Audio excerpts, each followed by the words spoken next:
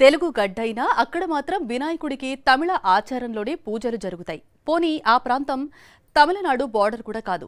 కొత్తగా ఏ వాహనం కొన్నా ఈ ఆలయం వద్దే మొదట పూజ చేస్తారు అక్కడి ప్రజలు. పాకిస్తాన్పై యుద్ధం గెలవటానికి ఈ గణపయ్యే కారణమని నమ్ముతారు. మరోపక్క స్వయంగా ఆ చంద్రుడే వినాయకుడి విగ్రహాన్ని ప్రతిష్ఠించిన మరో గుడి. ఈ రెండూ ఉన్నది ఒకే ప్రాంతంలో. ఇంతకీ ఈ ఆలయాలు ఎక్కడ ఉన్నాయి, వాటి ప్రత్యేకత ఏంటి? వినాయక చవితి స్పెషల్ స్టోరీలు చూద్దాం. విశాఖ నగరంలో ఎన్నో వినాయకుని దేవాలయాలు ఉన్నా వాటిలో మాత్రం ఆసిల్మెట్టలోని సంపత్ వినాయకుని టెంపుల్, పెద్ద జాలరిపేటలో ఉన్న బెల్లం గణపతి దేవాలయం ముందు వరుసలో ఉంటాయి. ఈ దేవాలయాలకు ఎంతో ప్రాధాన్యత ఉంది. విశాఖ నగరంలో ఎవరు కారు కొన్నా, బైక్ కొన్నా మొదటి పూజ చేసేది సంపత్ వినాయకుని దేవాలయంలోనే. సంపత్ వినాయకుని మొక్కుకుంటే అనుకున్న కోరికలన్నీ నెరవేరుతాయని భక్తుల ప్రగాఢ విశ్వాసం.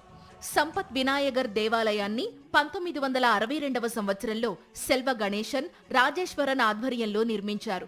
ఇక్కడ పూజలన్నీ తమిళ ఆచారంలో జరుగుతాయి. 1971వ సంవత్సరంలో పాకిస్తాన్తో జరిగిన యుద్ధంలో భారతదేశం విజయం సాధించాలని కోరుతూ eastern naval commander admiral Krishnan 1001 కొబ్బరికాయలు సంపత్ వినాయకునికి ప్రత్యేక పూజలు నిర్వహించారు. పాకిస్తాన్ కి చెందిన సబ్మెరైన్ విశాఖ తీరానికి చేరకుండా అడ్డుకున్నది సంపత్ వినాయకుడేనని ప్రజలు బలంగా నమ్ముతారు. సంపత్ వినాయగర్ దేవాలయంలో వినాయక చవితి వేడుకలు అంగరంగ వైభవంగా నిర్వహిస్తారు. చవితి నవరాత్రుల సందర్భంగా 9 రోజులు 9 అలంకరణల్లో భక్తులకు స్వామివారు దర్శనమివ్వటం ఇక్కడి ప్రత్యేకత. విశాఖ నగరంలో మరో చెప్పుకోదగ్గ దేవాలయాల్లో బెల్లం గణపతి దేవాలయం ఒకటి. వినాయకుల విగ్రహాలకు సాధారణంగా తొండం ఎడమవైపు వంగి ఉంటుంది. బెల్లం వినాయక దేవాలయంలోని గణపతికి మాత్రం తొండం కుడివైపు వంగి ఉంటుంది.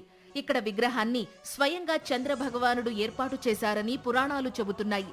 ఈ దేవాలయాన్ని 11వ శతాబ్దంలో చోళరాజులు నిర్మించారని చారిత్రక ఆధారాలు నిరూపిస్తున్నాయి.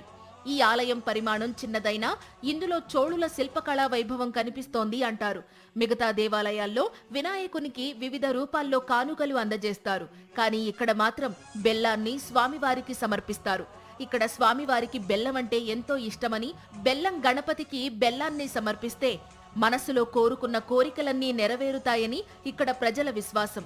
బెల్లం వినాయకుణ్ణి ఇక్కడ ప్రజలు ఆనంద గణపతి అని కూడా పిలుస్తుంటారు. వినాయక నవరాత్రుల్లోనే కాదు, ప్రతి బుధవారం ఈ పార్వతీ తనయుడికి స్థానికులు బెల్లం సమర్పిస్తారు. మత్స్యకారులు బెల్లం గణపతిని దర్శించుకుని చేపల వేటకు బయలుదేరుతారు. వినాయక చవితి వచ్చిందంటే చాలు ఈ రెండు దేవాలయాలు భక్తులతో కిటకిటలాడుతుంటాయి.